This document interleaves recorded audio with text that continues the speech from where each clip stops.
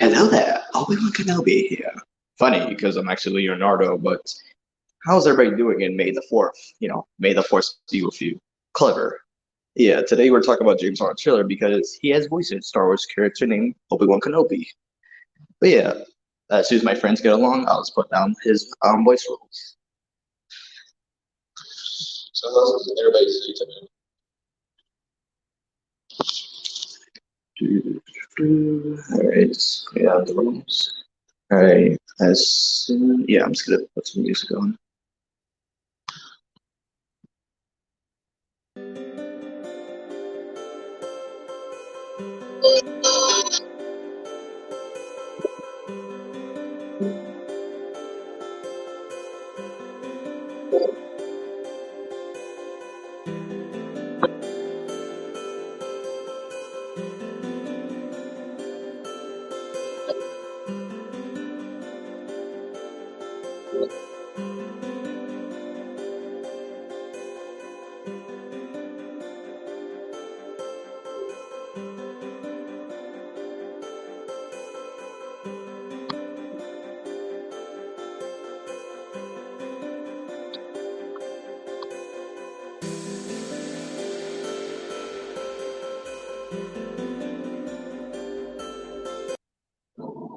Damn it, Joseph. Oh, never mind then. Thank you, though, for Leonardo.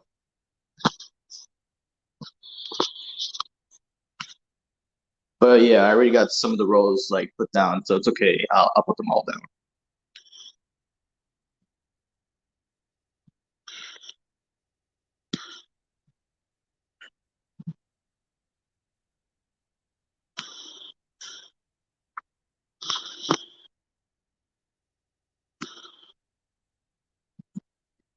All right, got them down.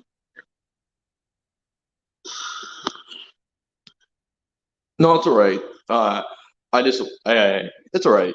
Just thinking of you though, because I already got most of them down. But I'm just waiting until everybody else joins.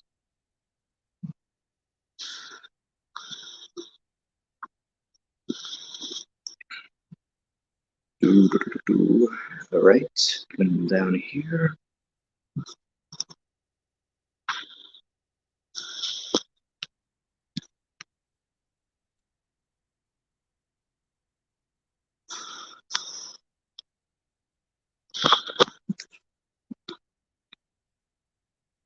Okay, good one, Christian. Good one. Good one.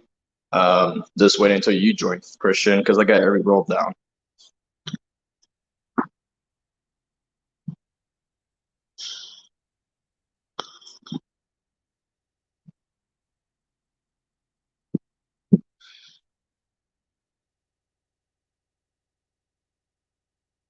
Yeah, here, watching for now. No offense, but sometimes it's very complicated joining at the last minute. All right, then. That's all right. Again, the link is in the description.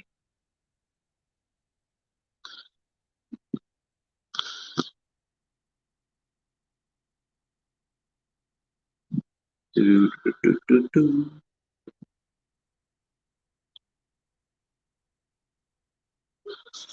Oh, look, Flynn has joined me. Hey, Christian. Hey, Christian. Howdy. Your mic is echoing. Oh, it is? Oh, crap. Oh, that comments.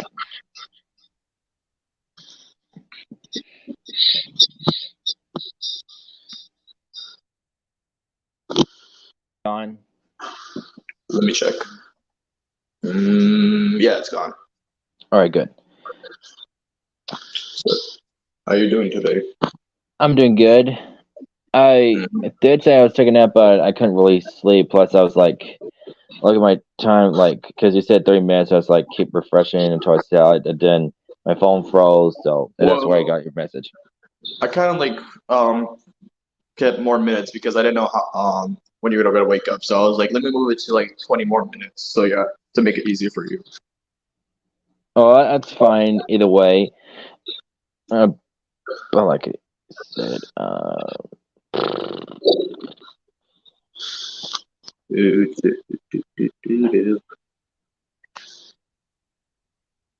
All right, just looking back here.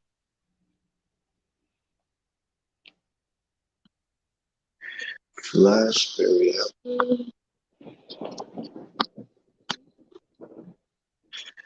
Just waiting until everyone else joins, and then we can start. Okay.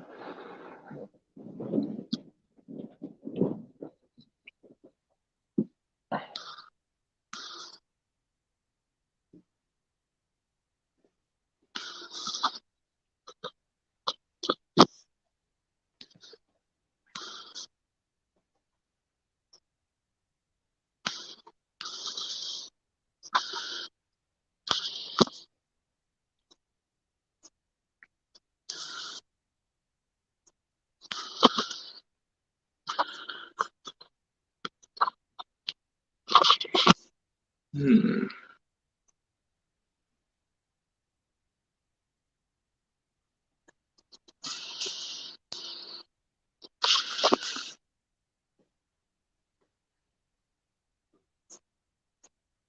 All right.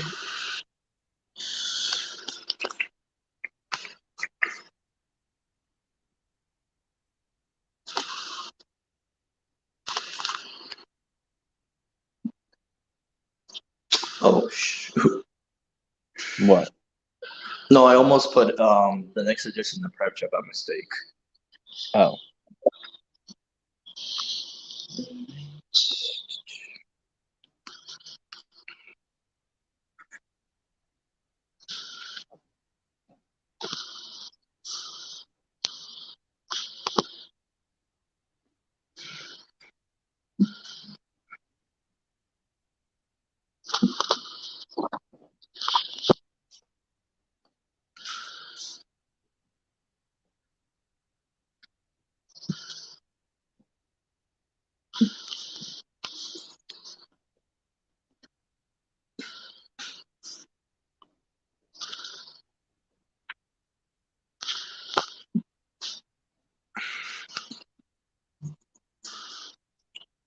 All right. Just putting the last few things here. And don't worry, Christian. I already got the Fallen. Fallen. Oh, did he You know, voice him in the Revenge of the Fallen game? yeah, the Fallen. Yeah, James. Oh, I totally forgot about that. I didn't even think about that, but thank you. Yeah.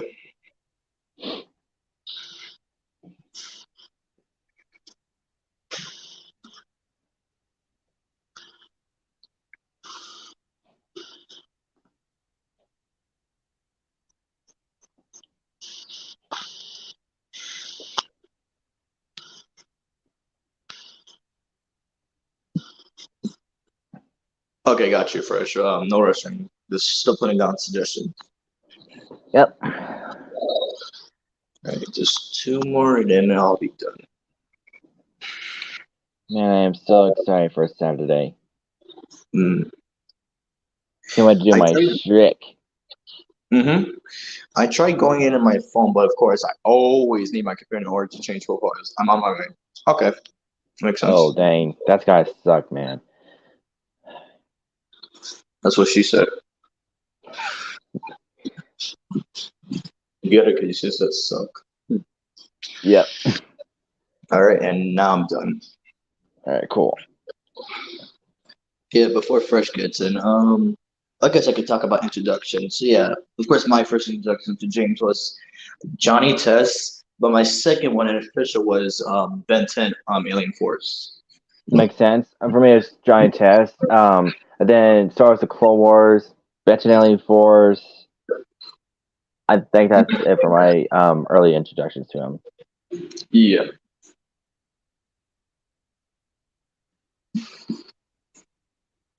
Let me go see if anybody else is available right now on Discord. All right.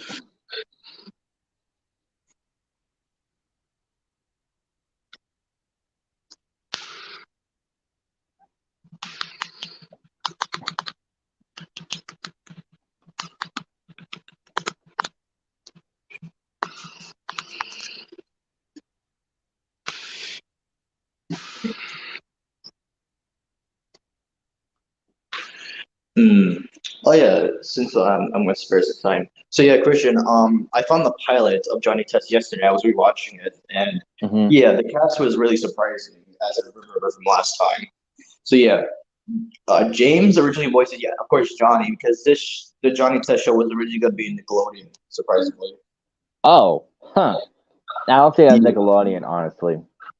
And the announcer for the Johnny Test pilot was Jeff Bennett. Cool. Yeah, and we call it. Of course, just I told you, Dookie and you Test was voiced by Darren Norris. Greg Right. Lyle was supposed to voice Mary, and Jennifer Hale was supposed to voice Susan. That would have been interesting.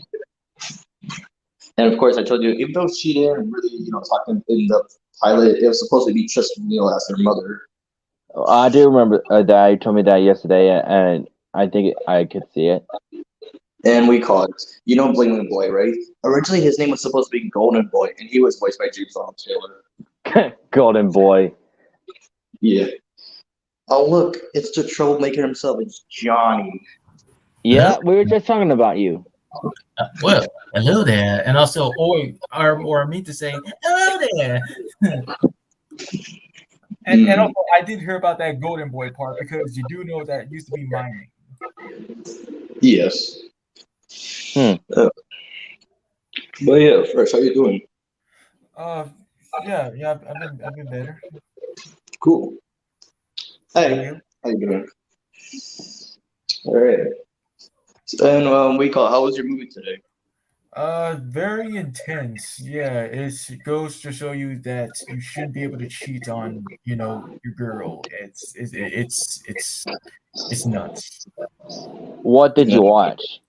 Yeah, this one called Adulterers. It's wild. Hmm. Wow. But yes. Oh yeah, of course, me and Christian were talking about our introduction. So yeah, first for your introduction. Well, yes, of course. It was Johnny Test, and then like ever since then, up until when I saw him doing those impressions of celebrities and cartoon characters and everything, he officially became one of my all-time favorite voice actors, and yeah, it's quite a journey. Nice to hear. And let's get on to it. So yeah, go on first with Johnny Test. Yeah. I mean, like season one, while people say, of course, it was better than all the other seasons combined, I still practically enjoyed the show. And of course, this is where James shined the most. And I mean, just in a big way. With Johnny, of course, being a standard type of kid that just always wants everything to just be awesome, extreme, he kind of developed into a Timmy that, a similar way of Timmy Turner, even much more, a 2.0, if you may. That's all I got to say with him. You could say that. Yeah, yeah. Watching Johnny Test mostly on Cartoon Network and mostly on YouTube half the time. It was a pretty good show with Johnny, though. He could be cool sometimes, but half the time, of course, a troublemaker himself. Exactly. Mm-hmm. But you gotta say, Johnny has to be like James' like top one character. Come on, he's iconic. I know, and his voice is very recognizable. And the fact that he was the only American actor to fly to Canada to just record his lines, that's dedication. Yes. I know, and if you would have a guest American actor for a Canadian show, you could hire Kevin Murchison or Deep Bradley Banger. That would be something. It kind of reminds me of Scott McNeil flying to America. With Steve, because he was doing this convention with Steve Bloom. Comparing about what was it, Wolverine. Interesting. That's really cool. Yeah, but for Johnny, I give him a 8 out of 10. Yeah, I agree with Fresh. I mean, no disrespect to the show or Jason Taylor. Johnny does have his downfalls. Besides being a troublemaker, he's a bit of a jerk at times, which makes him very dislikable. Hey, what can I say? Timmy Turner 2.0. Yeah. Next one, we got Hank Anchorman, the reporter. Hank Anchorman here. I just like when James uses that kind of voice. It's really awesome. Yeah, it took me a long time to realize that was Johnny's voice coming out. But yeah, I gotta say Hank Anchorman. I gotta say he's a funny reporter. Yeah, what are your favorite moments of him? Let me see. I guess like one of the funny moments is like when he was reporting when Johnny and Bling Boy were in their Iron Man suits. You remember that episode? Yes, I do. It's been a while. Yeah. What I say, this Hank Anchorman kind of reminds me of the Anchorman from Back in the Barnyard a little bit. Yeah, All right. yeah, I agree. Yeah. And I think there's like some kind of episode where it's like take your daughter to work day or something like that, and then like his daughter's like next to him, and like she removed his hair. Mm, I see. And what do you call it, Fresh? Your point of view for Hank? Yes, basically everything that you said. There's nothing really all that bad. It's just I just like the voice because, of course, once again, he used the same voice that he uses for like announcing, Fox shows like The Simpsons or Family Guy. Yes. For Hank, I give him a 10 out of 10. Agreed. A 9. All right, Mr. Mittens, the backstory of Mr. Mittens. Basically, he was an average kid until got experimented on, and then now he could talk. Because he originally was owned by a college kid, but of course, you know how it goes. And eventually, he took Albert, that was originally his brother, but took him, and now he's a villain. So that's how it happened, and I love how Albert is a reference to Alfred. Yes. In a way. Yeah, Fresh. Explain more about Mr. Mittens. I mean, like you basically did. Like any favorite episodes of him. Oh yeah. Of course, that one parody episode about Tom and Jerry. Yes, I was just about to mention that. Thank you. So yeah, and this one, Mr. Mittens has a device that takes away Johnny's voice for a bit, and then like he actually got himself, and now they're like Tom and Jerry like silent and stuff. But of course, if you like step the blaster back at them, they also like talk back. So that's pretty interesting. And Okay. he also made a camp. I'm sorry, what? No, wait, keep going. He also made a cameo in this episode where Johnny and Dookie was like trying to like change up Brain Freezer like getting a girl stuff, and then like Johnny and Dookie got turned into cats, and Johnny asked him, "Are you like seeking revenge on me, or are you lonely?" "I'm lonely." Hmm. And remember him along with Brain Freezer and a lot of villains, made this like Johnny hating cheating. I do remember this one like the beekeeper like no longer with him because he likes Johnny according to like one of the villains. Yeah, that Yes. was Vince himself. Hmm. But for Mr. Mittens, I give him a 7 out of 10. I give him Infinity because he's a pretty hilarious character.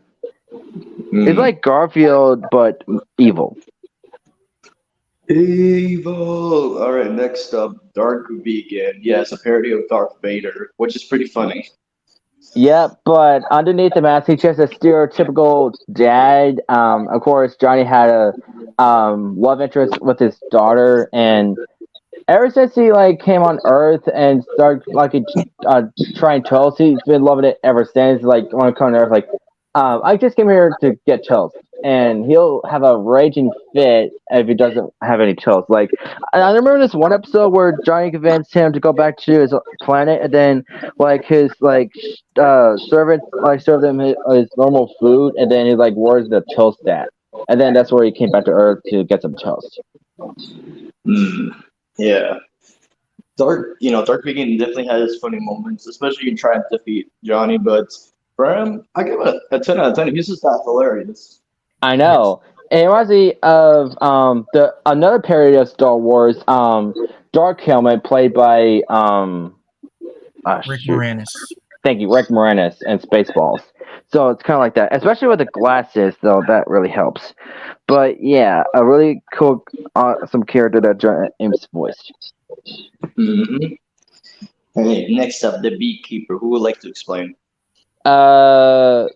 I will, and I don't know why it's not part of the Beyond voice actors. Of course, I'm not Because, surprised. of course, you don't get all the information, but yeah, go on. So yeah, Beekeeper first debuted in this episode where bees are like taking over the candies, and then like there's like this gross honey bar thing, and then there's like a guy that's selling it. I forgot what the name's supposed to be, but the villain and Beekeeper is like trying to over taking sweets and candy, and stuff, and then the beekeeper turns out to be that guy that was like selling the candy bars and stuff. Wait, hold on, let me just check. Oh yeah, his real name is Doc Beebles. Yeah. Doc Beebles, of course, bee puns, but hey, Behave. it's all right. Yep, behave, be quiet. Look out below. That's a good one. Hmm. To But yeah, be or not to be? Ah! that is the question. Yes. But for the beekeeper just being a villain like one time and then eventually like, and I like how the kids are convinced afterwards that the bars are really good at the end. Oh yeah, I totally forgot about that. For him, I give him a 10 out of 10. Me too. He was an alright guy. Yeah. And are you fresh? Yes, I take your word for it. All right. Yeah, fresh. Would you like to explain the principle? Of course, yes. The principal of Johnny's middle school. What I do like is that how he admits that Johnny can be a good student at times, but he does try his best to just at least kind of make it much more simplifying, and that he is all knowing. He just knows how to handle his job. And he's one of the more one of the more reasonable and characters, I would say. My introduction to him was the episode Johnny Applesauce. Oh, that's a good one. Yes. Yeah. The principal! He started it! And there's this one episode where he's like a not really main character, but like a supporting character, like because of how Johnny's bad behaviors, if he keeps it up, he'll be sent to middle school unless he does like 100 good deeds, and then he'll avoid going military school. 99. 99. I'm sorry, but yeah, the point is like I love how the last part like he almost got it, but he like purposely drive his pen and then Johnny got it back. By the way, don't like about the episode. Like I think we talked about this before. The fact that Hugh was like so desperate to send Johnny to that school. Yeah. But overall, for the principal, I give him a 10 out of 10. I just like how you keep teaching Johnny some lessons. I know, Infinity, because like he's a really good principal. Yeah. Unlike some principals we can name, like Principal Brown. What else? Who else can we name here? Principal Skinner. Yes. I'm sorry? Skinner. Oh, Principal Krupp, of course. Oh yeah. Principal Krupp. Captain Underpants, yeah. Yeah. Okay, that makes sense. All right, let's move on. But yeah, overall, Infinity for all of his roles from Johnny Test, it was just memorable. Well, there's one you didn't add. I'll talk about right quick. Is Cal, the new phone that the sisters invented? So in this episode, Johnny went to. I'm sorry, what? What? Oh wow, I didn't even realize that was him. Go on. Well, yeah, Okay. it was a minor role, but it's good. Just yeah.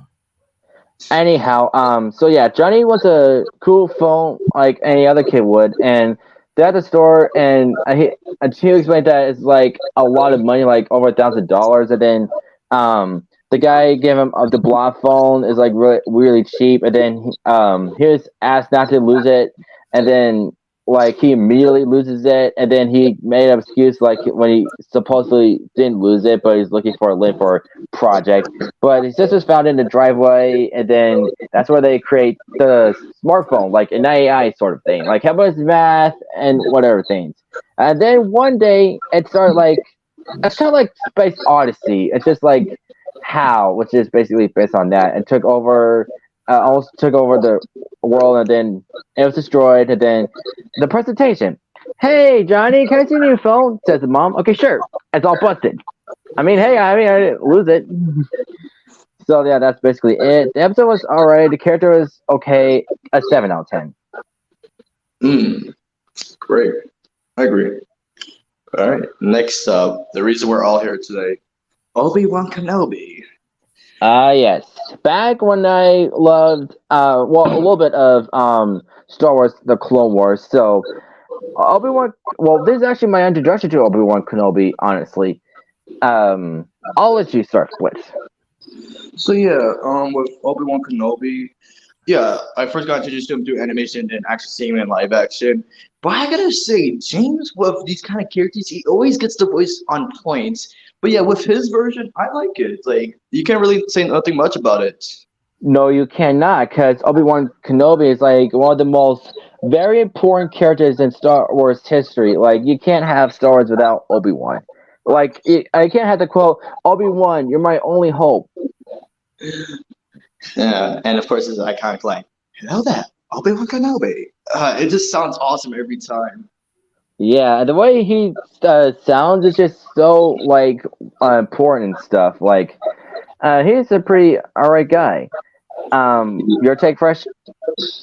Y'all basically just said like everything, and I do agree with it. Stay true to extreme dedication of owning the role, because of course he does double for other different people, and that's what's awesome. Yes. That's Bless you. Boy, But I've been seasoning like a madman this morning. Oh, yeah. same with me. It's because of allergies. Yeah, it sucks. Hmm.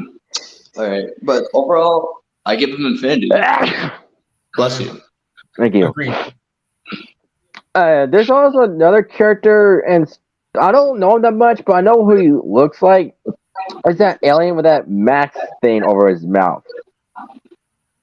Yeah, I think he got a cool voice. I think I know who you're talking about. Hold on, let me go back to that.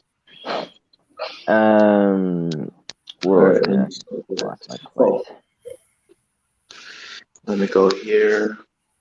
What's his name? Like, hold on, let me just put in the private chat. What's his name? Where'd it go? Here. Yeah, that's him. Yeah. Yep. So yeah, I don't know much about that character, but I have seen like pictures of him, like yeah, the weird mask he's got right there. So I don't know what his story is. And there's like other characters that I'm not familiar with. This is what I get for not watching the whole franchise. I mean, there's just so much about Star Wars to watch. I mean, because they constantly make sequels, different shows, and whatnot. It's hard to keep up. I mean, I have no disrespect to Star Wars. I mean, I don't hate it. It's just like very difficult to keep up with the franchise, if you know what I mean. Yes, I know. But for him voicing all of these characters and through the Star Wars franchise, especially Obi-Wan Infinity, because it's really a classic for him. All right, next up, Ratchet. Would you like to explain Fresh? Well, I don't know really much about it. I mean, even though I have seen the movie, but okay, it's something about Ratchet trying to be like the first Lombax to go into space or something, trying to build some ship that would never fly, but up until when he met Clank and they just became inseparable, and that's basically really all I know. How I really did got introduced to him was a toy version of him from this freaking internet show I used to watch back in the day called Sonic's Chronicles, and I was like, oh, this guy looks cool. Really, I got introduced to him in Pop Art Mall Cup, where there's like a picture of him on the side of the wall. I thought it was like something else, but later I found out it was like Ratchet, and then I really got introduced to him through the movie trailers and stuff. But when you saw it, what were your thoughts, Fresh? I'll admit that it was kind of cool, and well, it was okay. Yeah. All right, fair. I like the idea of the movie having professional voice actors, celebrities, and Canadian actors in one. Yep. But my take on Ratchet, even though James is not the first voice of Ratchet, I really like it. He makes him sound smart, and just like his adventures with Clank a lot. And I love how in Endgame that Iron Man actually called Rocket Ratchet. Damn. No. And the fact that Rocket is actually dressed similar to Ratchet in a funny way. Yes. But do you know who is the original voice of Ratchet? I Mikey do not. Kelly. That is a good question. Oh, Mikey Mikey. Kelly? Oh, that's cool. Just slow down. It's funny how two Ninja Turtles voiced Ratchet. Yes, it is. But for Ratchet, I give him a 10 out of 10. Since I don't know him that much, I'll give him an 8. Yeah, 10. Okay. Next one, my second introduction to him, Benton Alien Force. All right, here we go. I'll let you explain first, Blitz. All right, so we'll basically take turns here and there, but yeah, Commander Raph. Basically, he is like one of the like staff and assistants to the Persian Wars, and basically, and I gotta say, with James's version, he makes him so like, how would you say it, majestic, and like the voice though, it sounded great. Yeah, I mean, it's been a while since I've seen that episode he debuted in X equal Band Plus 2, but I'm just used to Eric Bowser's version in Omniverse. And to find out that him and Kevin used to be good friends back in the day. Yeah. Yeah, but I gotta say, when he voiced it, he kind of like mixed both his Magneto voice and Professor X voice into this character. Hmm. Yeah. But for Commander Ralph, I give him a 10 out of 10. A 9. All right. Christian, would you like to talk about Fridge? Well, he doesn't talk much. Like his only lines were a part of the Ben 10 show that Alberto was doing, and then basically Fridge is a actor for Big Chill, and the only difference between him and Big Chill, like he's got like a gut going on, and the fact that necrophrygians are genderless. I mean, it might not be a gut. He might be pregnant. Think about it, like the principal from Fish Hooks. Think about it. Yes. I actually saw the But episode he gave birth. if it's not confirmed, then it's just a gut. But yeah, it's just random guy. I don't really have anything to say about him. And his voice for him is alright. I just used to D's version of him. Maybe a 7 for him. I give him a 9, because he's trying with the voice. But what was your take when James, Jeff, and John DiMaggio took over for the aliens that were auditioning? What were your takes for them? Hang on. All right, then. All the way down to these messages.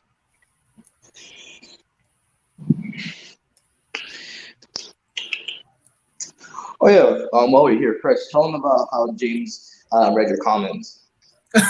Yes. Okay. So he was live streaming, and then he read my one comment that says, "I first got introduced to you in Johnny Test and Ice Age Studio video game. Thank you so much." And yes, he did mention my name, but not my real name because, well, here's the thing. My mom, she probably doesn't remember this, but she was the one that said that I can't really reveal my real name for some weird reason. So that's why. I mean, like that's. It's complicated because it's a similar incident when I did that talent show with Lonnie Love. No, I get it. Understandable. Because well, which is it? It's is it not okay for me to just reveal my real name? It's what difference do it make? I mean, for me, I don't give a shit really because name or username, you're still yourself at the end. Yeah, sure.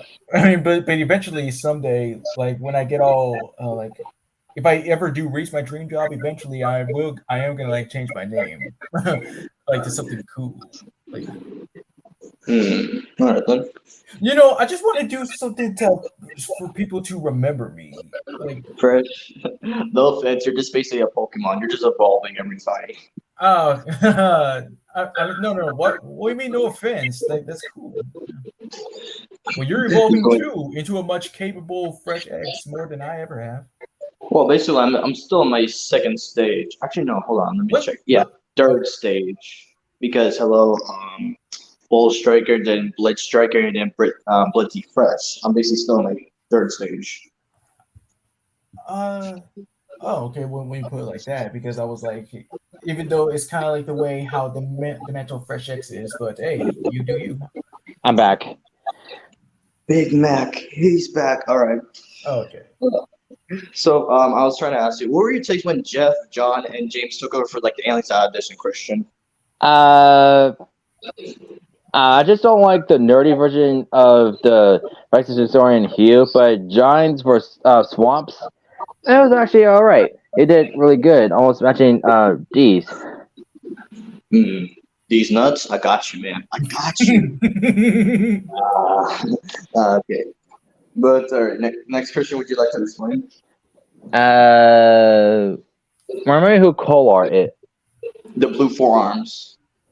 Oh yeah. So he only appeared in one episode. What was it? Oh yeah, basic training. So yeah, this guy was like training the Tennessee team, like because like re-earn their badges and stuff. And apparently, like he knows this guy Kolar, which he fought at Sentinel Novoid. He's a alright character, like a one timer and stuff, and eventually is defeated by the Novoid. Basically that. Yeah, but I gotta say, with James's voice for this blue forearms, I was really impressed. Yeah, I give him an 8. Give it a 10 out of 10. And do you remember Master Brannigan? Oh, Kodak Brannigan. Yeah, he was not really a nice guy. Yeah, just being a jerk, especially to Team Attack. Like, why though? Like, legit, they're superior to you, but why just like take all the bullshit? And, it's just one of these characters and stuff. You can't go with it. I give him a 2. Me too. Get it? Me too.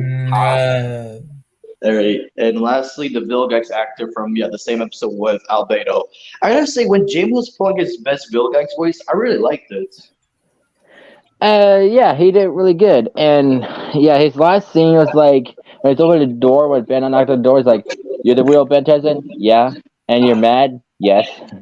He's in there. And what do you call it? The ink tank, aka Kira the R's. Yeah, he actually liked his version of Vilgax's voice and saying like James should voice Vilgax one day. Interesting. Since it's only a minor thing, maybe I'll give him a 8. Same here. And for all his roles from Ben 10, Alien Force, and Ultimate Alien, I give the Infinity.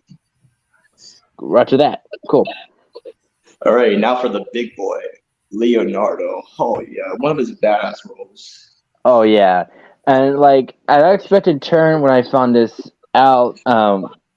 So yeah, in this interpretation, Leo is sent out to the jungle and basically needs to go to training. He was almost like gone for a year, and that like left some tension between him and the brothers, especially with him and Raph.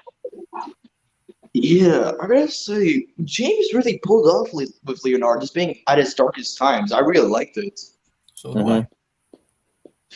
Yeah, and then it's the whole fight with him and Raph. That was like, oh my god, that's intense, badass. But Well, of course, he didn't realize it was Raph at first. He was like fighting him as Night Watcher, and then he knocked off his helmet, and then he found out it was Raph. well, yeah, Yes. but I still like how they forgave each other and had that awesome fight at the end. And I gotta say, James should reprise as Leonardo in the future. He still did really great. What can you do? Like, I mean, if they wanted him to do it for a specific type of movie or show, I'm sure he'll be up for it. But for now, it's the only time that James voiced him. Yeah, for him, I give him Infinity. Me too. He did really rad. Hey guys, I have a question though. What's your favorite cereal? I know where this is heading, but Oh, okay. So, what show or game did he voice Fred? Okay, so he voiced him in the commercials for Freddy, like the Fruit Pebble commercials, Boomerang commercials, Cartoon Network commercials. But yeah, he voiced him in Billy Mandy, if I'm correct. yes, he did. Yeah, and he voiced him also in John's Garrett. But I gotta say, James's version of Fred, he did really good. It sounded like Alan Reed's version of Fred Flintstone. He basically, he said in the documentary, I know that voice, he just combined together like the original voices and then just combine all together, and there you have it. Yeah, and I like this story because he was doing this interview with Butch Hartman, basically a podcast, saying how he got the role of Fred Flintstone. So basically, back in the day, they were looking for new voices for Fred Flintstone, and it was between James Arnold Taylor and Fred Chetashaw at the time. Yeah. Also, Pepperman, I'll be right back. But I say, James definitely deserved the role for Flintstone, and I know he still does a voice until today, but it was still memorable, especially from the Fruity Pebbles commercial. Yeah, he's the best one. Yeah. And sorry to cut you off. So what actually is your favorite cereal? I mean, like, okay, I'll admit that it was Cocoa Puffs. You're just cuckoo for Cocoa Puffs. For me, it's Cinnamon Toast Crunch. You can't go wrong with it. Yeah. And I'll also be back in 1 second. All right then.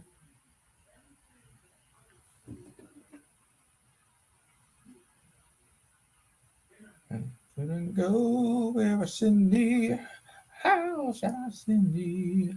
I'm gonna send them one by one for a little bitty baby, born of the Virgin Mary, born in Bethlehem.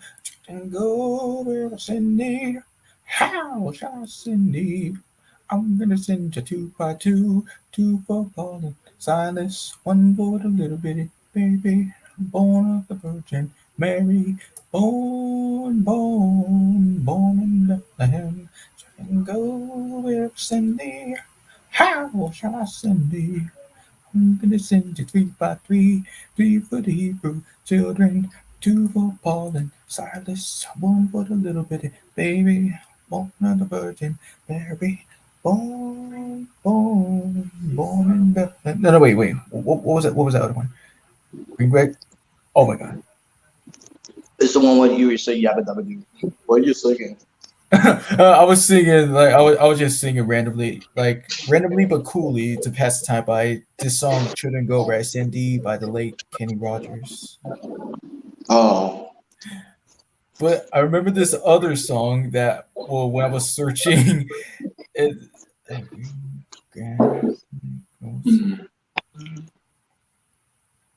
Oh yeah, here it is. Here it is. Jesus.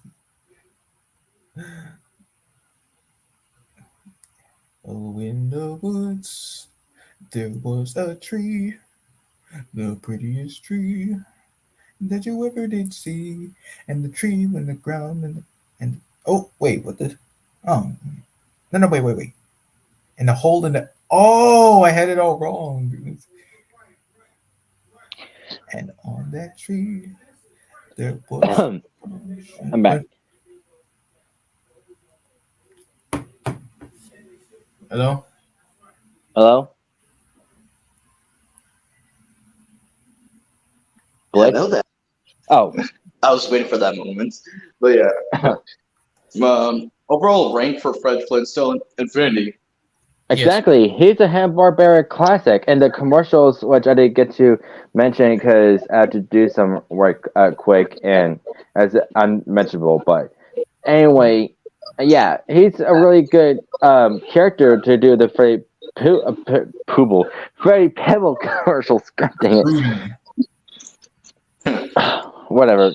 But again, Infinity, he's a goddamn classic. Mm-hmm. All right, first, next one for you. Okay, yes. Even though that it was an honor for him to play Crash Nebula, the special it really does suck. I mean, the cast is great, but I just kind of feel bad for them that their talents got wasted as an episode here because Crash Nebula is just basically just he's just a Zoidberg there. Just everybody just hates him for no reason. Just for being human. What, like racist much? So just sent off to some alien school to become, some kind of hero that the world may be someday. And then he just gets bullied and an accident led some alien chick, Ani, voiced by Nika Fudman, to just go out into space. And so he puts on the suit in order to save her, and which he did. And they still laugh at him, and he still considers himself the hero destined for greatness. First, who is that cat that Carl's Rocky voice? I think his name was like Fenos, something like that. Yeah, he was like the biggest one there though, like the biggest jerk. You think he was the biggest one? I mean, like, how so? I thought it was what was his name? Like Matthew Underwood's character, that purple alien, whatever his freaking name was. Okay, yes, that too. But I gotta agree with you, that he should have been treated like that because there's a new student and all that. But I do agree with the cats, yes. Nika Futterman. There was also Richard Seaman Horvath. Yes, Michael Clark Duncan. Queen Latifah. Yeah. Oh yeah, that was a total shocker to find out. Yeah. But And I honestly thought that. I'm sorry, but I honestly thought it was Roz Ryan, though. You know, voice of Bubby. Like, yeah, I can see where you're coming from. Yeah. But I gotta say, this episode in particular, I mean, special, this was supposed to be a test for like Nickelodeon because Butch Hartman would have wanted to make this a series. Right. And look how that turned out. Yeah. But hey, you know, at least they tried, and James still did great. Yes, no doubt. But for him, I give him a 10 out of 10. You know, just feeling bad for him, but at least he got to prove himself once. All right, that's fair. Six. Do you guys like to drop soap? Oh, don't get started on that. Walker. Wait. You would describe him for that? Seriously? No, because jail related. Hello. I know, but anyway. So yeah, before back many years ago, before I watched the whole series of Danny Phantom, I used to be friends with this one guy, which I don't know what he's doing anymore. Probably doesn't do YouTube anymore, but he did explain to me about this guy, Scrap Walker. He told me what this character is. I looked him up, and when I looked him up, he looks almost like Skulker because of the face. I agree. Yes. But yeah, for this character, he is basically a jailer and like almost like a bounty hunter for Danny. And his first appearance was what was that episode called? What was it? Wasn't it called? No, wait, no. Oh wait, wasn't it called Public Enemies? Public? No, that's the one with the first appearance of Wolf. Oh, dang it! Hold on, let me just search real. Oh yeah, Prisoners of Love, because that episode it was also Maddie and Jax's anniversary. Oh, I totally forgot about that. But yeah, he captured Danny, and besides him, there's other Danny Phantom villains: Skulker, Technus, Desiree, the Lunch Lady. I don't think Ever was there, was she? No, it was basically the villains from previous episodes that appeared in there. Yeah, I think that was like before she even debuted. But yeah, so they worked together to like stop him and stuff. But there was one episode where he actually teamed up with Danny. It was the episode it was the Christmas special. The Christmas. Oh, yeah, I know what you're talking about. But yeah, because remember about the truce. Right. And I love how, like, when Walker put Ghostwriter in the prison truck, he's like, "Would you like an orange?" Oh! Well, remember the last appearance of Walker? Well, I didn't see the episode, but I do know it has something to do with wait. You're talking about Claw of the Wild. I was just thinking of Phantom Planet, but no, I didn't see that one. Okay, so you call it the Wild. Yeah, basically it's the return of Walker. You see a bullet, but they really speak that much, and you see the return of Wolf. And basically, you know, they're on a field trip, but Walker happens to be there to capture Danny. And the fact that he's the only ghost to capture Danny in the Phantom Darkness, that is shocking. Wow, that's just ironic. Now Danny knows how they feel when they get sucked in there. Huh, that's funny because I remember what was it in Rainstorm that Amber did explain how they felt when they like sucked into it. Huh.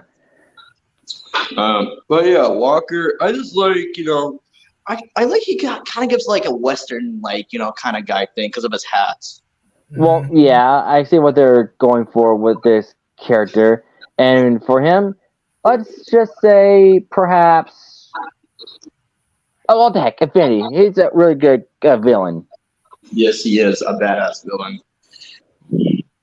All right, next one. You're about to get loud because of these choices. Okay. Remember who Bertrand is? He used to be the leader for like the golf group for Lucy's group, and then Right. Right. So yeah, I didn't really see that episode much, but I do remember that there's like a new episode where he's like on a cruise and actually show his parents for the first time. Mhm. But yeah, he's our character, and made me wonder like there should be an episode where it shows like the other golf members' parents. Like if it shows like Bertrand's parents, why not show them? Just for sake of it. But what are your thoughts about this character, Blitz? Okay, so yeah, I see where he's coming from, especially what he's saying to the group, and especially to Lucy. For him, he's all right. I give him a 6 out of 10. Uh, as 7. And you, Fresh, if you have an opinion. No, I never really saw him that much. Okay. But the next character, Mr. Bullhoffner, yes, a surprising role from James, like giving a J. Jonah Jameson vibe, like the middle school teacher. Yeah. I don't remember how I got used to him, but I don't like his attitude. I remember the first episode, like, yeah, his first appearance when Lynn Jr. was, like, showing Clyde and Lincoln to, like, the middle school. Yeah. Hmm. Oh wait, now I remember. It's something to do with Mr. Grouse actually like I wanted to have a vacation, like move in a cabin, and he was like his neighbor. Yes. But I gotta say, although he's a jerk, people don't really know his backstory, though. You might see him as a jerk, but in the camping episode where everybody had to go on a field trip, they were stuck up with Mr. Bullhoffner and finding out that he had a cabin. He's actually really nice. But Yeah. why is he mean though? Oh, stuff going around. He's a teacher for crying out loud. Wouldn't you be mad if you're a teacher? Well, if you're nice enough, then I don't know. But I wouldn't want to be a teacher though. But there's one episode where he's especially nice to Lincoln, where he was like a temporary member of his dad's band, and is like being rough for housing and stuff. And then he gave Lincoln a really good seat. Yes. But for no, go ahead. I gotta say, did you ever watch the middle school special? I have not, but a friend I used to have like told me about it and like give me bits in there, but no, I have not. But if I come across it, if it showed on Nickelodeon, then I would see it. Like yeah, I'm someone sorry. told me that Lincoln was like in Canada and like he was ate pancakes and maple syrup 24/7, and like and some like either don't want pancakes or don't want maple syrup, and they got offended.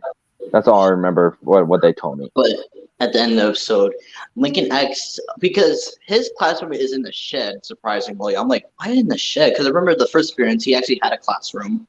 But yeah, Well, it was so hot in the room. He was asking him, can you put it like, can you put it as cold? And at first, we thought that he was going to get like very angry.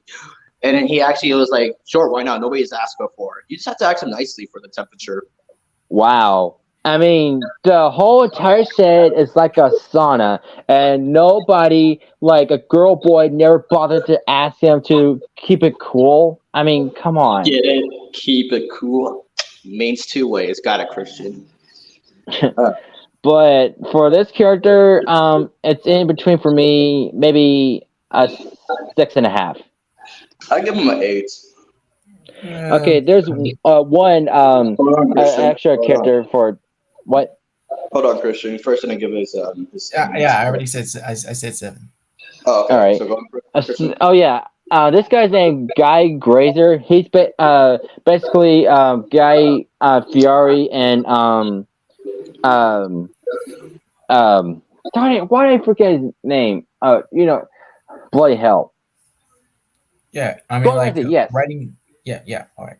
Okay, so this is shoot. The blonde guy right here. That's Well, what guess the guy's what? about. Not every role is going to be included here. We told you this 100 times. Yeah, but I know. in the pictures, it showed like what do you call it? Oh, what is this? Oh, never mind. It showed a lunch lady. I was surprised he wasn't that lunch lady from the middle school episode. Yeah, but for me, okay, I'm going to talk about this character because I actually saw this episode. So it was the return of Ronnie Ann and her mom in the Loud House, which is really cool. And then her and her mom, and then Lincoln and Lynn Senior were in a cooking competition with this famous guy, and he is as a douche as a guy, and Gordon Ramsay, and he doesn't really care about like family and friendship on all that. He's like want to like have them all fight and stuff. So everyone turn on him and stuff. Oh, fresh. Oh wait. I am Bliss.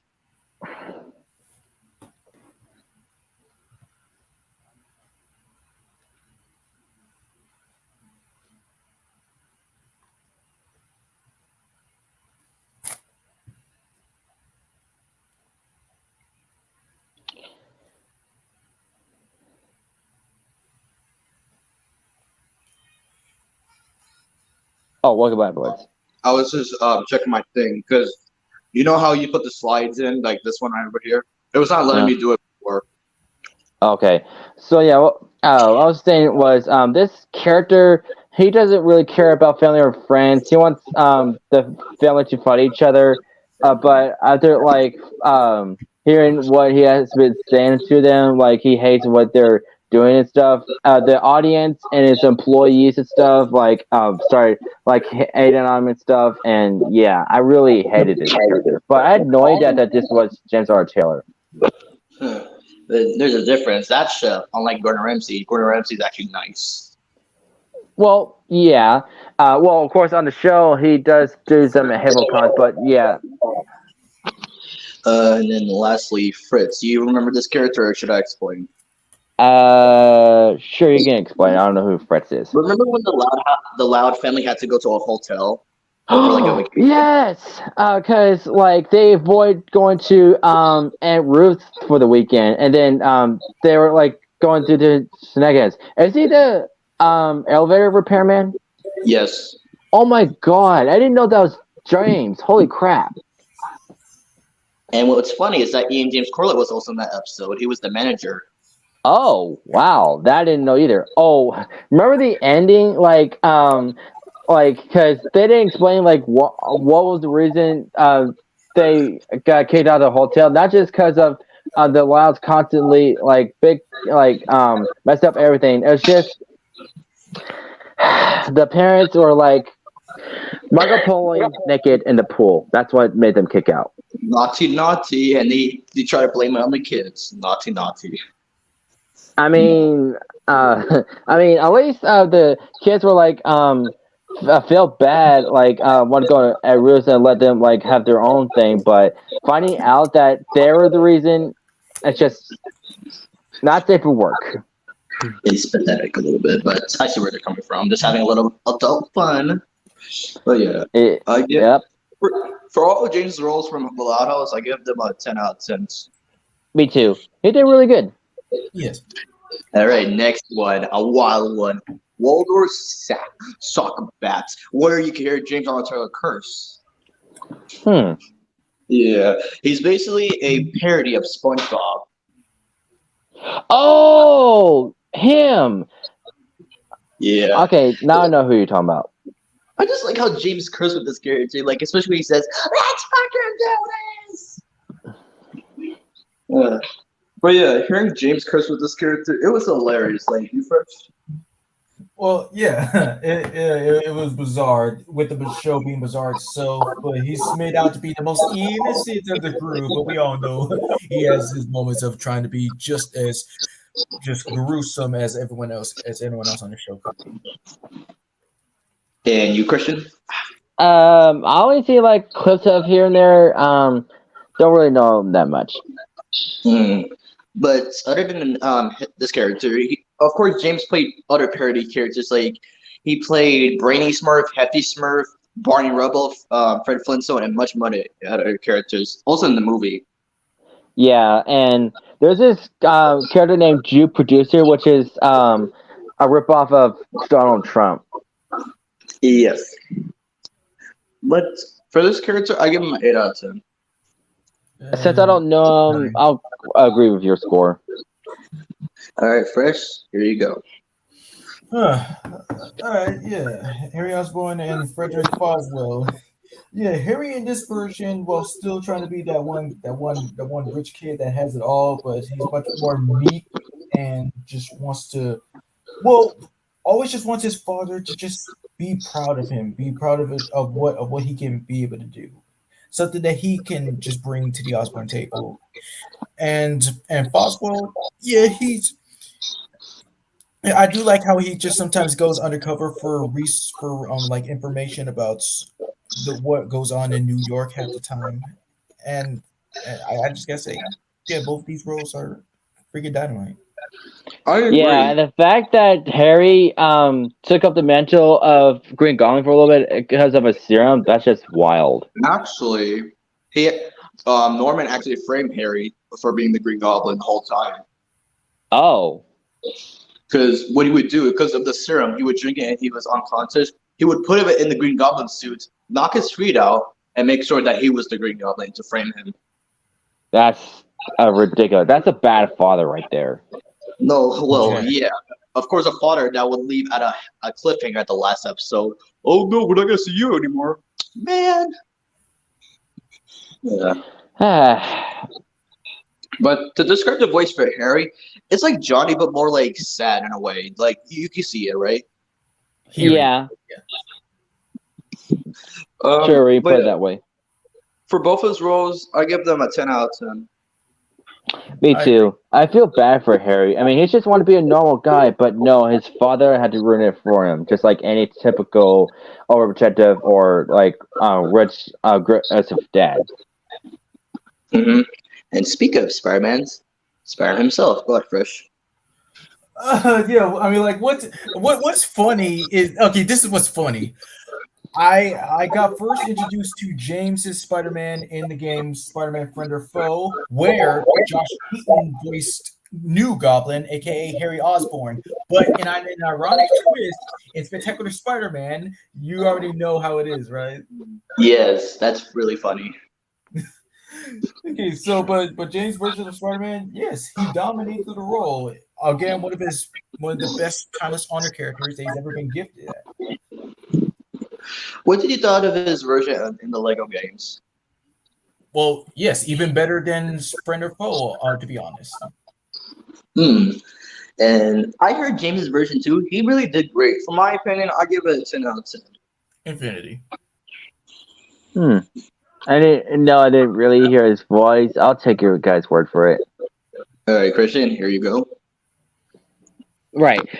So in this movie of Bionicle, which is the last of the Bionicle franchise, this warrior named Montanui adventures with these other warriors, and then there's one that got like attacked by these evil characters like the Bone Hunters and Sprawl, and then like they took him to a secret chamber, have him healed up, but then they heard noise, and then it's a random character named Barracks comes out, and then the female of the group actually knows him and like know him, but like she hates him because like she's saying like he's a thief and stuff, but he's saying like he's a collector and stuff. But in the end, they came friends and stuff. Like I actually like fixed up like the guy that I mentioned that was actually her and stuff.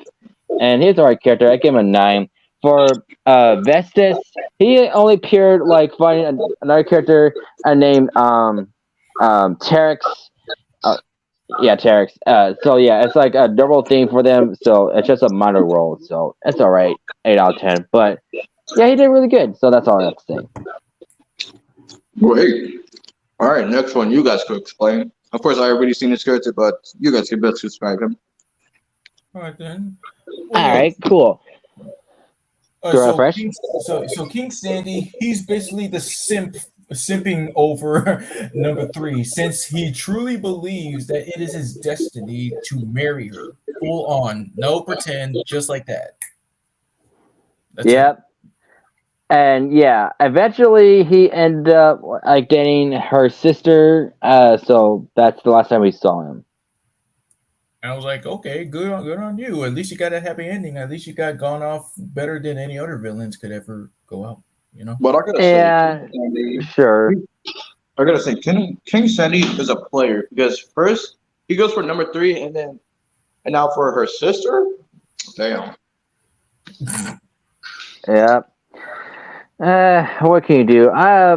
Is that really my favorite character? I give him a 5. Um, same with Fresh. All right, you remember Egberts? No, I do sir. not. You remember the number he played? No. No. For the Knights, basically the Knights for King Senny, they're voiced by Jeff Bennett and James Arnold Taylor. Just fun fact. Yeah, and they're actually like football players. Mm-hmm. Yeah. So my rating for James's roles from here, 10 out of 10. All right, cool. Yes. All right, Christian. I know you're technical, but don't get an overload out of this. So yeah, that's my profile picture. So or his incarnation and this one, he's basically a living being of electricity, first appearing in the episode where Cyborg has his own car and they go haywire because like these teens like took over and started like rewiring stuff, and then Overlord was like on today he took over, and yeah, that's a whole other thing. And then like he along with Plasmus and Overload freed by Terra, and they fused together to one giant monster. I forgot what it was called, but I do like his design. But James wasn't it? That's a pretty heck of a shocker. Shocker. But it's still a really interesting villain. I give him a 9. I only saw this episode once, but to be fair, whose version do you like, James or D. Bradley Baker's? Oh, I forgot D voiced him too. Since you mentioned D, I would say D. These nuts? Got you. And there's also minor ones like a Pelican and Owl Fisherman and Space Hero from that one episode with Control Freak. But Space Hero is basically a Star Wars parody character. And that's it. Yes. All right, then. Moving on. We got from the Ice Age. Here you go first. Yeah, this is my official introduction to James Arnold Taylor, because it all happened when I started playing the game, and well, oh no, wait, I guess when I did What console did you play it in? PS2. Okay, got you. So yeah, when I found out about the cast, I was like, "Who's this guy?" And then I was like, okay, like replacing." Bless you. Thank you. I was like, okay, like even though I prefer Sean William Scott, I was like, let me get this guy a shot. And then after learning more and more over the years, I was like, oh, this is amazing. Yeah, I guess he was even better as Crash. No offense to Sean William Scott, but I'm just saying. But one thing that really does tick me off is that it kind of felt like James also voiced Fast Tony in the game too. It doesn't say anything, but you could hear the voice. Huh. Like, in your opinion, what kind of voice is James do for like his version of Fast Tony? Like, kind of like Anchorman or what? I don't know. It's basically I guess it's kind of almost.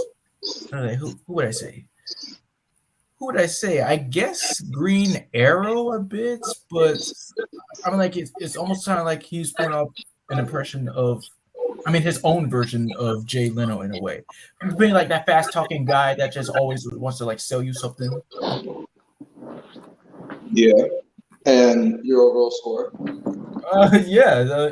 Like 10, because like it was just freaking amazing at the time. You think that was chill? Be ready to be cool for this next one. Squint. Like, have you ever heard his version first? Well, I have not. Because I was just like waiting for, but anyway, it's just his basic manic role. Even I mean, in fact, he wasn't even all that manic at all, but he still did good. How about the versions? Do you like the original actor James or Seth Green's version of Swings? Wait. Say that again. That didn't really sound right. Yeah, the original actor James Arnold Taylor or Seth Green's version. Which one do you like the most? Yeah, like the OG Aziz Ansari. Yeah, that's his name. I kind of prefer him. You ever heard of Seth Green's version though? Like, have you ever heard it? I have not, but it's like the Easter special, ironically. Yeah. All right, then next up, we're going on to the say, but not literally. I've never Milo. seen Milo. What does that mean? I've seen the movies too, but I was pretty shocked because Michael J. Fox was the original voice of Milo, and then when he was not available, James Arnold Taylor took over, and surprisingly, again, matching the voice perfectly. Good for him. Yeah, because Michael J. Fox is one of the celebrities that he, doubles for. Yeah. Yeah. Like, first, you have an opinion?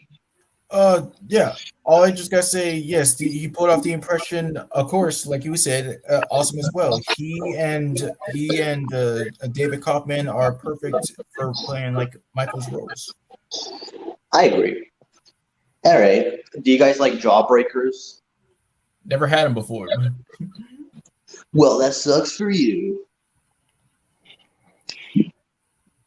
But mostly for you, like you being like, "What? No way!" And like I had the same thing. I had the same idea too.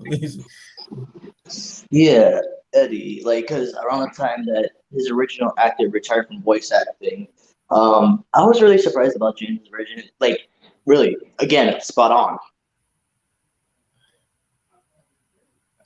Uh, I give it a 10 out of 10. Infinity. All right. I don't know how he portrayed his voice in the game, but I'll give you a guess word for it. Just say it's close to the original guy. How about that? All right. Next up, Christian, here you go. Okay. So for Green Arrow, he's just basically a guy that he thinks he's better than Batman. Oh hey, Bats. Hi, I'm Green Arrow. Want to shoot an arrow? There you go. But it's like when my introduction to James Arnold Taylor, and of course he had a sidekick, which I put two and two together of Speedy from Teen Titans. So yeah, I don't know what else to say about him. I mean, he's a alright version of a Green Arrow, but I prefer the modern version where he's having a beard, a lot more serious. That's all I got to say. So for Green Arrow, I give him an 8. I give him a 9. 10. Now for Guy Gardner, he is a dick. He's worse than Green Arrow. He's more like, hey, I'm better than you because I got this green ring that has power and stuff, and you're nothing. You're just a sideshow and stuff. But of course, Batman showed his struts, taking down Guy Gardner in the fight before when he first appeared, and yeah, he's not that really favoritized. No disrespect to Arnold Taylor, but it's just the way he's portrayed. It's just ridiculous. If you saw what I mean, it's just goddamn ridiculous. I give it a 2. It just sucks. 6. Blue Bowman is just evil alternate version of Green Arrow, so there's nothing to say about him. Magic Disaster, don't remember because I only saw the Area episode 1, so I don't remember which one he appeared in. Nabu is just older version, nothing to say about him. Desmond. Oh, okay, this kid I could talk about. Okay, so in one episode, it's like a museum, and it's like a bully, and he saw this special artifact, and it's like a serum, and he turned into the Blockbuster. And then Billy Batson turned to Shazam and then took him down. But yeah, the idea, what they did for both characters, having 2 voice actors, yeah, because Desmond was voiced by James and Kevin took over for Blockbuster. Which makes sense. And yeah, he did all right. 8 out of 10. Rocky Davis. It's just some random dude, some team, but of course they got took over by Star Wars, so there's nothing more. GI robot. Are you talking about the Alpha Red? No, that's another robot. This robot legit looks like G.I. Joe, but as a robot. Okay. I don't remember him. Jace. Don't remember him either. He's like a kid that has a sister. They're superheroes, I think. Okay. Well, your overall score for his roles from Batman, The Brave and the Bold. Infinity. A 9. I mean, he did great, but some of the characters like get on my nerves, like especially for Guy Gardner. All right then. Next up, Titus from Final Fantasy. First, do you have an opinion? Even though like the game series seems to be a little bit interesting, but with this guy, the one thing that people remember about this guy is his freaking laugh. It's hilarious to listen to. Really? I mean, like he just sounds like Jesus. What was your score for him? like for that, like I just give it like a 9. All right then. Next up, the Flash, Barry Allen's version. But yeah, James first started as the Flash and Young Justice as the second voice for the Flash, and then he continued voicing the Flash in the Lego games. I personally like it. Well, not just the Lego games, but the movies themselves. All right, you could say How that. about you say timeless honor? How about that? So like jumping in here and there whenever he can. There. Yes. All right, sure. Yeah, for this version of Flash, like any other Flash, like being a show off because he's super fast and stuff. Like he's like one of my favorite Flashes because he's very recognizable, and there's nothing wrong with that. I give him an affinity. He did really excellent. Exactly. All right. Odin's Beard. We got Thor and Magneto. Avengers Battle for Earth. Yeah, this is the one where Roger Craig plays Venom. Yes. So basically, this Thor voice, it kind of reminds me of the guy that voiced him in Superhero Squad a little bit. Dave Bove. Yeah. Superhero Squad, you're up. Superhero Squad, you're up. I hate those squaddies. But I gotta say, his version of Thor, 10 out of 10. For Magneto, it was really clever. He sounded like Ian McKellen's version. I give it 10 out of 10. Take your word on that. All right. All right. Electro in the Ultimate Spider-Man game from 2005. This is the one with Shawn Michaels, Spider-Man, and Dave Fonet's Nick Fury. When I heard the voice for Electro, he did really good. It sounded like Green Arrow if he took it intense. All right. Oh, I didn't even notice. Hi, Movie Watcher. Oh, hi, Movie Watcher. Hello. How you doing? How's it going? I'm doing all right. Cool. So I'm doing all right. Movie Watcher, how did you get introduced to James Arnold Taylor?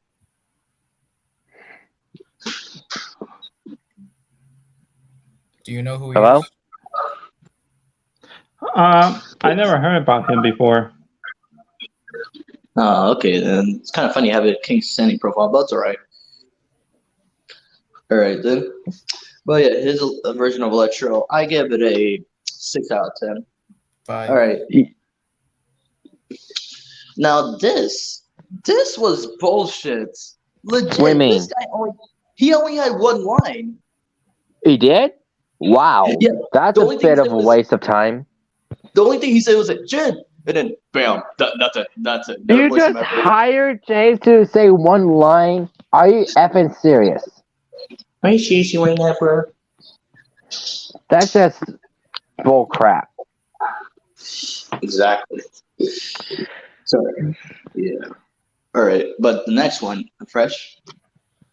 Yeah, his Professor X. It almost kind of sounds like. His Professor X kind of almost sounds like Ian McKellen's freaking voice, which is it's ironic, but it's just that cool when you just. Huh. That's funny because his Professor X kind of reminds me of Jim Ward's Professor X from Superhero Squad. Had no idea that he was there because I just stopped watching the show. But thanks for letting me know. No problem. We're going. And Super Surfer, like his book was much more calmer and much more serious type. When he was like, "I will use it to find Galactus," and it's really awesome. Hey, you know what's so funny? Silver Surfer, another role that him and Michael Kelly share. Yeah. Oh wait, and also with Spider-Man, so Mikey Kelly voiced versions of Spider-Man in Superhero Squad, the game. Yes, he did. That's really funny. Yeah. And your overall score for both of them? Infinity. Got you. All right, who has played the Spider-Man 2 video game? Oh man, I haven't played that ever since I was a kid. Oh, because it's a mystery to for Mysterio. Oh, well, I do remember that like years ago I saw on YouTube like the whole gameplay of it, and I found out that Mysterio was like a mini boss of it. I don't remember how he sounded like. Well, here's the thing though. I was like, wait, why did you do this? Like having two actors to voice Mysterio, like him along with D. Bradley Baker. I was like, fine, you go wherever you want to go.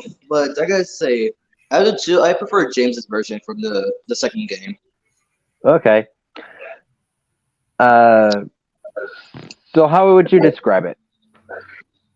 You could say it's a combination of Commander Raph, Magneto, Professor X, and Hank Anchorman just combined as one as a villain. Sure. All right. I'll take your word for it. Yeah, you better say it because I am the leader. Because I am the leader. Yeah. I totally forgot that he voices him in that one. So it's been many years since I've seen that show, but I do know what he sounds like. And yeah, just like the leader, which I got introduced him in the '90s version of the Hulk show, and yeah, like being the like a main antagonist of the franchise. Yeah, he's just like basically smarter than the Hulk, supposedly, and wants his strength and all. He's already villain. A 9 out of 10. Same. I first got introduced to him in live action from the Incredible Hulk. Even though he was not a full-on leader, he was just a scientist. I see. Let's see here. Hey, who's better than Star-Lord's father? What? Who's better than Star-Lord's father? Who was a better father figure for him? Yondu. Yep. You ever heard his version? No. I did a little bit. It was really good. But yeah, with Yondu just being a good father figure for him, then Star-Lord's actual father, he proved himself right.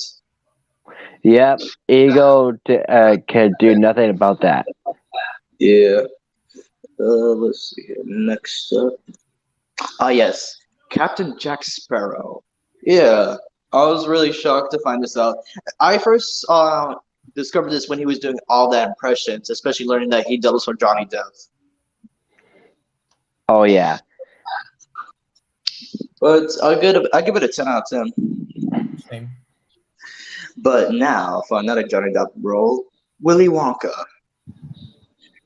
Yeah. This matching Johnny Depp really good. I like it. I also give it a 10 out of 10. Same. Cool. All right, Fred, you ever heard of his version for these two characters? I haven't, but it was a pleasure for him to do so. Me neither, but I agree. Oh, yes. You familiar with this villain? Because I am. No, sorry. Nope. Move on. No, I know him. That's why I brought him up. So basically, he's a villain. Well, he originally originated from Ultimate Spider-Man, but I mostly know him from Hulk and the Agent of Smash. He's basically a villain, and then later on, he joined Abomination's team. You know, the Agent of Clash. How original. Clash, Smash, ha. But his voice, for his character, it sounded like Yuri Lowenthal's Vilgax's voice. Really? Yeah. I would give him a 10 out of 10.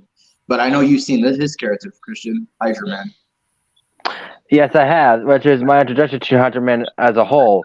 I mean, because I haven't seen him in a while, I don't remember how he came to be and stuff, but I know he's like a water villain and stuff, and I thought he was really cool. But that's all I have to say because I don't remember much about him. Sorry. That's all right. You first? what Christian said. But I do remember this fight between him and Sandman, and them combining as one. Mud Man. I read that in the book once. Yeah. Basically, Mudman. Then Yeah. All right. Next, you ever heard of his character? it's been a while since I've seen him, but I do know he's part of some kind of team. You don't think that's where the Eternals came from, don't you? Wow. Oh my god. Crap. Move on. I don't want to think about Eternals. All right. Next, go on, Fresh. Yeah. Him taking over for some of the Shrek characters like Gingy. It was with Gingy. Gingy was the most surprising one.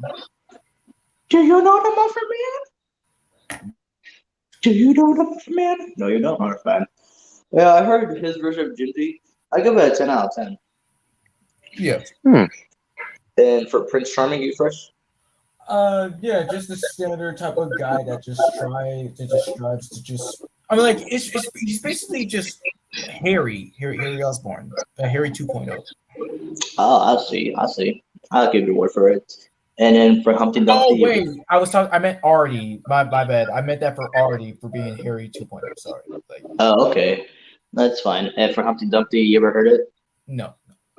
I remember in the first Shrek game that Humpty Dumpty was voiced by both John Cassier and James Arnold Taylor.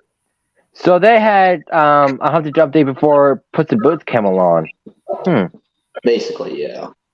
But for his roles from the Shrek games, I give it a 10 out of 10. 8.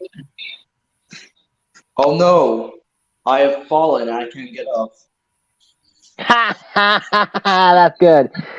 So yeah, for nostalgia trip, ever since I got a new Wii, I started to play Revenge of the Fallen for the Wii for the second time. And first version of the Fallen, it was pretty alright, but it couldn't beat Tony Todd's version because his was a bad arse.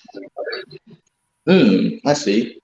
And he serves as the final boss, which makes sense. And since I haven't played a while, I don't remember how I defeated him, so I had to look it up. Like, oh, so that's how you defeated him. So that's how I did that, and then defeated him, and yeah, it's like really good. So I give him an 8 because, like I said, Troy Todd did better. I see. Yeah. All right. Next up.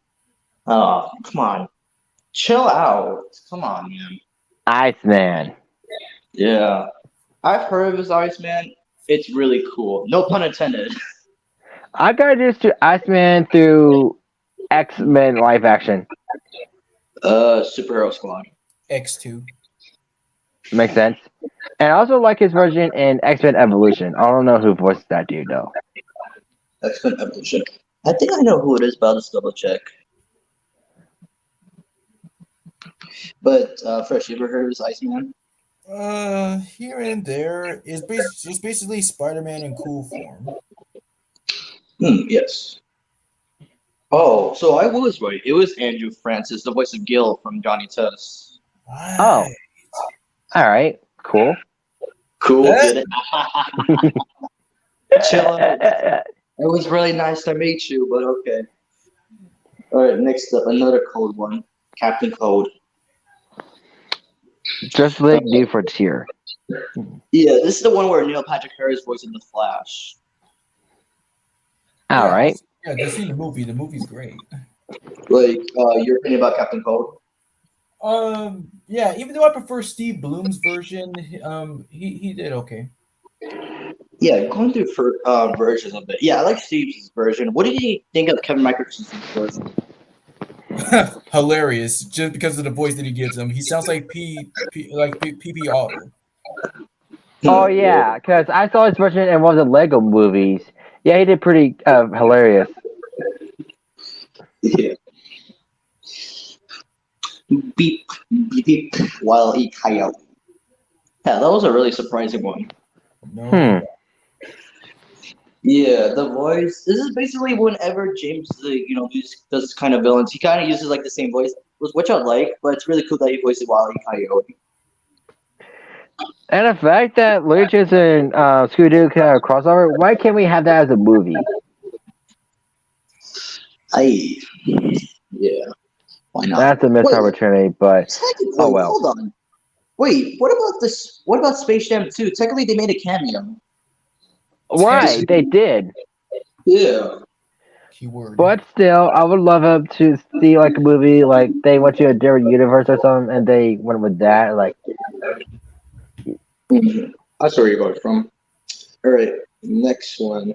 Young Emmett Brown from the Back to the Future, the gay. Yeah, his Christopher Lloyd impression, even voicing his younger self, it's impressive. hmm. And your opinion, Fresh? Yeah, I do take your word for that. Even though I heard his older version when he did those voice impressions again, but yes, he can't do no wrong. Mm-hmm. All right. Grab your little guitars and let's set sail to the south. Huckleberry Hound. Yeah, his version of Huckleberry Hound. He really did good with the voice. Like my favorite versions of Huckleberry Hound is him and Billy West. Awesome. Yeah. Do you remember Huckleberry Hound's song? Who doesn't? Oh my darling, oh my darling. Oh my darling. I first heard that version. They're like a not a stop motion, but like, how would you describe that animation? What paper cutouts? Oh yes, thank you. Paper cutout. Thank you, Fresh. So yeah, that one. He's trying to see it, but there's like too much noise around him, so he like tried to disrupt the noise, and then he went to sing it, but everyone around him was like hating his singing. Mm-hmm. But yeah, for him, Infinity, because he's a Hanna-Barbera classic. Exactly. And let's see here. Oh, this is surprising. Yeah, additional voices for the Star Wars sequel trilogy. Yeah, I heard those ones are suck. Like, I think it was either that or the prequels. I believe. I don't know, but and that's about it. All right, awesome. I'm glad we did this for Yeah. May the 4th. Yeah. Remember, young one. May the force be with you. Thank you, Yoda. Goes with you. Yeah. But overall, any last words before we end it? I guess it was a pretty darn pleasure for James to be one of the goats of the universe, and to hear him again on YouTube. So still going strong. Oh yeah, and keep on doing your impressions, dude, like you do with any other celebrity. Mm-hmm. And that'll be our last question. What is your favorite impression that he has ever done for a celebrity? Oh crap! You just had to ask that, didn't you? Oh boy. Name one for me- impression. Huh? Name one or two. For me, I like his Jack Nicholson impression. David Me Spade. too. David Spade. Oh, that's a good one. I also like his Christian Slater impression. And you ever heard of his Matthew McConaughey impression? Uh-huh. Yeah, it's pretty good. And let's see, who else was there? There is- Yeah. Oh wait. Yeah. Like of course Christopher Walken. Yeah. Yes. Right, that's a good one. George Bush. Yeah. Oh, John Ratzenberger. Whoa, Yeah. Jesus. You have mail. And then we could go also character-wise. Like, I like his impression of Scooby-Doo and Shaggy. Same here. Yeah, he did good. And he also did a SpongeBob impression. He even did an impression of both Astro and George. If only that he'll be part of that cast, like either voicing Astro or Jeff. Judy, didn't you have this thing? That was funny. And then that fast round when it was like, yes, ooh, yeah, but go. Rah, blah, blah. He can do anything that comes to mind. Exactly. Imagine somebody said this by mistake. Hey, James, can you do James Arnold Taylor? He's like, what? This may say no voice. Man. Oh yeah, there was also this one live action show he was in. It was Big Time Rush. Yeah. Oh, that's a big time rush, really. Yeah, because Big Time Rush was like one of those shows that have a lot of voice actors like appeared in there. Yeah, that's really interesting. Yeah. But other than that, Johnny Test fans, let's go roll out. Yep. Adios. Bye bye. Later.